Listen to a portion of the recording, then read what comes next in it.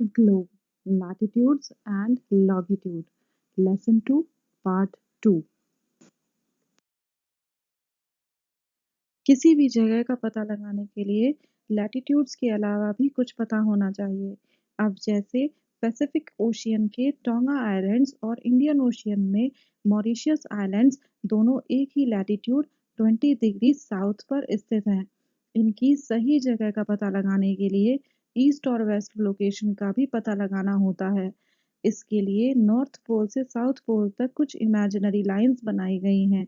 इन्हें हम meridians of longitude कहते हैं और इनके बीच का डिस्टेंस डिग्रीज ऑफ लॉन्गिट्यूड में नापा जाता है। हर डिग्री आगे मिनट्स और फिर सेकंड्स में डिवाइड होते हैं। ये सेमी सर्कल्स होते हैं और इनका डिस्टेंस पोल्स तक पहुंचते हुए 0 डिग्री हो जाता है। पोल्स पर सारे मेरिडियंस मिलते हैं।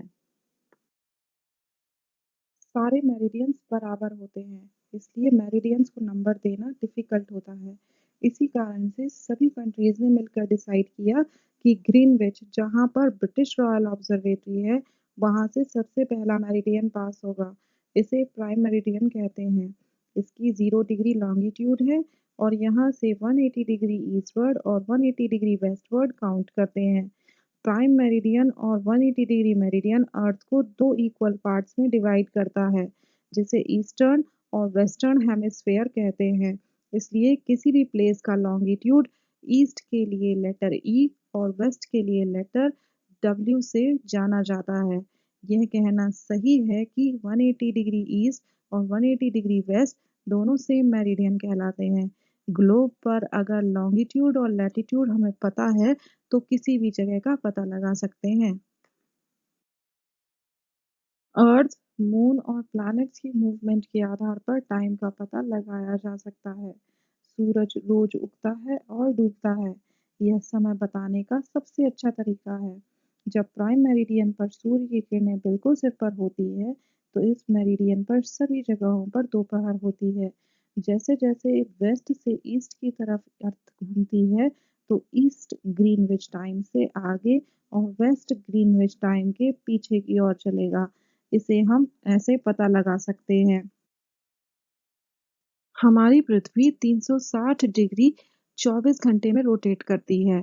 इसका मतलब 15 डिग्री 1 घंटे में और 1 डिग्री 4 मिनट में रोटेट करती है। अगर हम ग्रीनविच में हैं और वहां दिन के 12 बजे हैं, तो इसके 15 डिग्री ईस्ट जाने पर 15 इंटू 4 मतलब 60 मिनट, यानी 1 घंटा आगे होगा।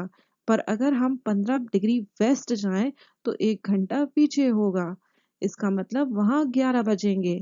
ऐसे ही ग्रीनविच के 180 डिग्री आगे रात के 12 बजे होंगे।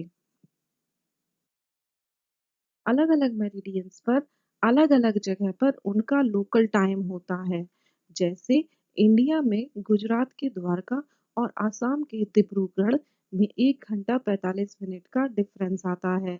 इसीलिए यहाँ कंट्री के बीच में एक मेरिडियन के हिसाब से कंट्री का टाइम निकाला गया है। इंडिया में 82.5 डिग्री ईस्ट को स्टैंडर्ड मेरिडियन कहा गया है। लोकल टाइम इस मेरिडियन के अकॉर्डिंग स्टैंडर्ड टाइम पूरी कंट्री को दिया गया है। इसे आईएसटी कहते हैं। इंडिया ग्रीनविच के ईस्ट में 82.5 डिग्री ईस्ट लॉन्गिट्यूड पर है, इसलिए हम जीएमटी से 5.5 घंटे आगे हैं।